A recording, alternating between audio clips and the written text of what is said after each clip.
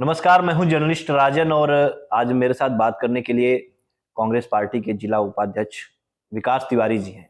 और जैसा कि आप लोग जानते हैं कि पूर्व सांसद धनंजय सिंह को आज जो है 7 साल की सजा सुना दी गई एमपी एमएलए कोर्ट द्वारा। अब ऐसे में किस तरह से लोग देखते हैं इसको, लगातार यही चर्चाएं चल रही हैं, क्योंकि जो गवाह था वो पहले मुकर गया था। उसने कहा था कि ऐसा कोई मामला नहीं था, फिर अचानक से जो है पूरा केस खुल जाता है और फिर उन्हें सजा सुना दी जाती है। विकास जी, कैसे देखते हैं आप इस पूरे मामले को? देखिए, मैं अपने दल और संगठन का एक ज़िम्मेदार कार्यकर्ता हूँ, पदाधिकारी हूँ। लेकिन अगर बीइंग ए एडवोकेट अगर हम देखें, जी। तो जो ये फैसला है मैं एक आपको इसके पहले एक मोरल कहानी की स्टोरी पे ले जाना चाहता हूँ कि एक स्कूल के प्रिंसिपल थे और प्रिंसिपल को उनके कॉलेज के बच्चे ने थप्पड़ मार दिया। 323 का ऑफेंस बना। गए, बेल की बात आई, तो बेल के समय कोर्ट ने बेलेबल ऑफेंस से बेल दे देगी।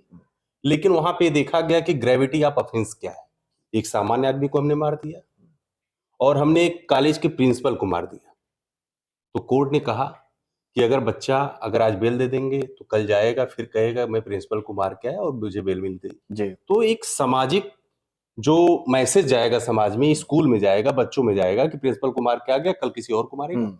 तो वहां पे उन्होंने क्या किया, बेल तो देना जरूरी था, लेकिन उन्होंने क्या कहा कि बेल बॉन्ड से हम संतुष्ट नहीं, इसका पुलिस वेरिफिकेशन करा लिया जाए, यानी वो जेल चला गया। अच्छा। तो जस्टिस, ये नेचुरल जस्टिस की बात है। जी। लेकिन जो ये पूर्व सांसद के मामले में हमने देखा कि जो गवाह हैं, जो इंफॉर्मेंट हैं, वो पक्षद्रोही हो जाते हैं। जी। ऐसे में जो फैसला आया, मैं इस फैसले को ये मानता हूं कि अपने न्यायिक मस्तिष्क का मजिस्ट्रेट ने जज ने प्रयोग नहीं किया।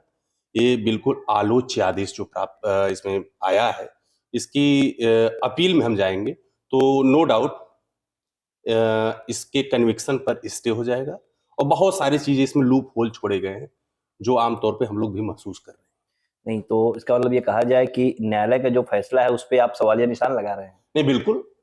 हमारे संविधान में हम लोगों को ये व्यवस्था दी गई है कि न्यायालय जो न्यायिक मस्तिष्क का प्रयोग नहीं करता या बहुत सारी चीजें छूट जाती हैं। जैसे मैं एक छोटी सी बात आपको बताऊं कि जो ऑफेंसेस थे, उनके ऊपर ऑफेंस जो लगे, जिसमें एफआईआर हुआ, एफआईआर होने के बाद उसी सेक्शन में जो है अंतिम रिपोर्ट आ गई और उसी सेक्शंस में जो है गिल्टी होल्ड कर दी गई और आज उनको सजा सुना दी गई।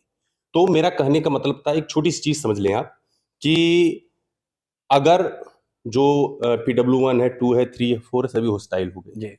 तो जब होस्टाइल हो जाते हैं तो होस्टाइल होने की स्थिति में भी सजा होती है, लेकिन कैसे मामलों में होती है, मैं इस पे प्रकाश डालना चाहता बिल्कुल हूं बताइएगा।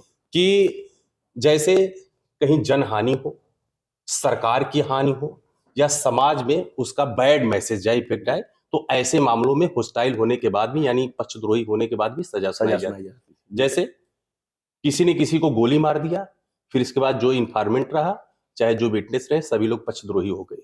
तो ऐसे मामले में सजा होनी चाहिए। क्यों होनी चाहिए? कि पब्लिकली एक मैसेज जाता है कि कोई हत्या किया और छूट गया, तो बैड मैसेज जाता है। सरकार की कोई क्षति होनी चाहिए, होती है, तो उसमें होस्टाइल हो जाते हैं, तो वहां पे उसने क्षति पहुंचाया और छूट गया, तो ऐसे में उसको सजा होनी चाहिए। लेकिन ये जो धनंजय सिंह का जो हाँ, मैं मामला रहा उसी उसी इसमें, हाँ, उसी पे आ रहा हूँ। इसमें क्या होना चाहिए था? इसमें उसी पे आ रहे हैं कि सामने वाले की व्यक्तिगत क्षति हुई, जो सिंगल थे, इन्फॉर्मेंट अभिनव थे, उनकी सिंघल, हाँ। व्यक्तिगत क्षति हुई थी। इसमें समाज की कोई क्षति नहीं हुई थी। अगर इसमें होस्टाइल हो गए, तो होस्टाइल होने की स्थिति में उनके ऊपर 344 सीआरपीसी का मुकदमा हो जाना चाहिए था, या अभिनव सिंघल के ऊपर। बिल्कुल जी। बिल्कुल बिल्कुल अभिनव सिंघल के ऊपर, और या उसमें ये होना चाहिए था कि जो विवेचक मुकदमा रहे उनके ऊपर ऑफेंसेस होना चाहिए था।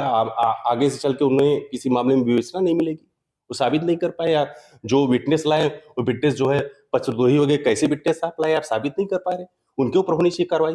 और कार्रवाई ऐसी स्थिति में हो रही है, बड़ा मुझे, मैं कोर्ट की प्रक्रिया में कोर्ट में उपस्थित था, तो आर्गुमेंट पॉइंट थी। बाद में सांसद धनंजय सिंह, पूर्व सांसद धनंजय सिंह ने भी कहना चाहा कि नहीं, हम भी कुछ कहना चाहते। तो उन्होंने हाथ जोड़ के कोर्ट से कहा, न्यायालय से कहा कि सरकार मेरा अपराध क्या है। अच्छा, आप वहां पे मौजूद थे उस समय? बिल्कुल बिल्कुल बिल्कुल तो मैं था। क्या कुछ कहा था? तो अपराध क्या था? सरकार ने कहा कि किसी को अपने घर बुलाना अपराध है, 364 का परिक्षेत्र काफी बड़ा होता है। तो उसमें सांसद जी ने कहा, भाई मैं जन सूचना पे किसी को इस बात के लिए बुलाया, लोग जनप्रतिनिधि होने के नाते, कि भाई ऐसी जन सूचना मिल रही है मुझे और ऐसे ऐसी बात है, घटिया किस्म के मटेरियल वगैरह क्या क्या यूजेस हो रहे हैं, तो क्या बात है। तो जज साहब ने कहा कि किसी सरकारी कर्मचारी या ऐसे व्यक्ति को बुलाना, तो धनंजय सिंह ने अपना तर्क दिया वो सरकारी कर्मचारी वगैरह नहीं थे, लेकिन बाद में जो ये हुआ कि नहीं, सजा के बिंदु पे जो अगले दिन सुनवाई होगी, गिल्टी होल्ड कर दी गई। तो मैं ये मानता हूं कि जिन जिन धाराओं में धनंजय सिंह सांसद को, पूर्व सांसद धनंजय सिंह को सजा सुनाई गई, उसमें उनके ऊपर ऑफेंस मेड आउट नहीं होते हैं और अपील में जाएंगे। और एक अपील का अच्छा ग्राउंड भी मिला कि 7 साल की सजा हो गई। तो अपील में जब हम जाते हैं तो अपील में होता है कि जैसे अपील हम फाइल करते हैं, अपील फाइल करने के बाद पूरी जो मूल पत्रावली होती है तलब होके जाती है हाई कोर्ट में, फिर इसके बाद उस पर अपील पे सुनवाई होता है। लेकिन इसमें जो 7 साल के सजा के प्रावधान होते हैं, इसमें एक चीज बड़ी अच्छी है कि आप जो पक्की नकल होती है, सर्टिफाइड कॉपी, इसकी ले जाकर वहां फाइल करके कन्विक्शन पे स्टे ले सकते हैं और फिर इसके बाद आके वो चुनाव लड़ सकते हैं। 15 दिन में भी हो सकता है। मतलब धनंजय सिंह जो ये अटकलें लगाई जा रही है कि चुनाव नहीं लड़ सकते, तो हो सकता है कि वो चुनाव लड़ बिल्कुल सकते बिल्कुल हैं बिल्कुल। अगर सब कुछ समय से हो जाए हाँ, प्रोसेस। चूंकि हम लोग यहाँ ट्रायल कोर्ट में काम करते हैं, सत्र न्यायालय में काम करते हैं, लेकिन जो मेरा न्यायिक मस्तिष्क काम कर रहा है कि इनको जाना चाहिए, अपील करनी चाहिए और जो मुख्य इन्होंने न्यायाधीश, कहा भी कि हम जाएंगे जो है अपील बिल्कुल करेंगे। बिल्कुल, अपील में जाना चाहिए, वही ग्राउंड भी बचता है, अपील का ग्राउंड बचता है, अपील में जाना चाहिए और मुख्य न्यायाधीश इलाहाबाद के समक्ष कोशिश करनी चाहिए, प्रयास करना चाहिए कि फाइल वहां पे पुटअप हो। और नो डाउट हमको जो ये पत्रावली हम देख रहे हैं, जो केस के बारे में जितनी हम समझ पा रहे हैं बातें, तो कन्विक्शन पे स्टे हो जाएगा, अपील पेंडिंग रहेगी, चलेगी, वो आके आराम से चुनाव लड़ सकते हैं। अच्छा, जिस तरह से देखा जाए कि अचानक ये सब कुछ हो जाता है, तो इसे कैसे देखते हैं आप? क्योंकि कुछ लोग कह रहे हैं कि ये चुनाव के समय में इस तरह से करना कहीं ना कहीं उनको चुनाव से दूर रखने की पूरी साजिश है बीजेपी की। देखिए, एक न्यायिक प्रक्रिया थी और न्यायिक प्रक्रिया अपने स्तर से जो तरीका होता है गुजर के जो है इस मुकाम पे पहुंची थी, नहीं जजमेंट होगा, तो जजमेंट का एक समय निर्धारित हुआ, उस समय उपस्थित भी रहे, तो इसमें न्यायालय को ऊपर आरोप नहीं लगाया जा सकता है, नहीं इसी समय क्यों ऐसा हुआ। ये आए हैं, इनके वकील ने जो है आर्गुमेंट किया है, आर्गुमेंट के बाद जो है गिल्टी होल्ड हुआ, फिर आज जो है कन्विक्शन पे जो है सजा पे हो गया कि 7 साल सजा, 50,000 रुपये जुर्माने की जो बात आई है, तो ये है। लेकिन जो पूरा जो घटनाक्रम देखा जाए और चमन पेजो का आप देखेंगे जजमेंट आया है, तो उसमें आप पूरी चीजें पढ़ के चलेंगे, एक जगह थोड़ी सी कहानी आती है जहां से ट्विस्ट घुमाव आता है जजमेंट में कि तहरीर जो अंग्रेजी में लिखी गई थी, तहरीर को तस्दीक करने वाला जो अंग्रेजी अच्छी तरीके से नहीं समझता था, तो वहां से चीजें आती हैं। और जब अगर संदेह का लाभ इन्हें मिलना चाहिए था, एक्यूज्ड को मिलना चाहिए था, लेकिन संदेह के आधार पर किसी को एक्यूज्ड बना देना, ये हमको नहीं लगता है कि माननीय सत्र न्यायाधीश ने अपने न्यायिक मस्तिष्क का प्रयोग किया या विधि के सिद्धांत के अनुकूल कार्य किया। मैं इस मानता हूं कि इस आलोच्य फैसले के खिलाफ जो अपील में कन्विक्शन स्टे हो जाएगा और 15 दिन में भी हो सकते हैं, कोई बड़ी चीज नहीं। 15 दिन का समय लग सकता है, फिर धनंजय सिंह आ सकते हैं बाहर और बिल्कुल बिल्कुल चुनाव लड़ लेना चाहिए। बीइंग एडवोकेट, मुझे अगर आप थोड़ा सा भी न्यायिक समझ रखने वाले लोग किसी से भी पूछेंगे तो वहाँ ये चीजें समझ में आती हैं कि जो फैसले आए हैं, तो फैसले को उंगलियां ज्यादा उठ रही हैं और इसके खिलाफ अपील जाएंगे तो अपील एक्सेप्ट भी होगी, अगर पेंडिंग रहती हो तो न्यायालय का मैटर है। और आज हम लोगों की एक उम्मीद थी, जब कल ये हुआ कि नहीं इनका जो है गिल्टी होल्ड हो गया, तो उसमें था कि अगर कहीं किसी मामले में सेक्शंस में आ जाते extend to 5 year, extend to 10 year या आजीवन, तो उसमें ये चीज होता है कि न्यूनतम सजा की बात नहीं होती है, जहां पे वहां कोर्ट कंडीशन दिखाते हुए न्यूनतम सजा कर सकती है।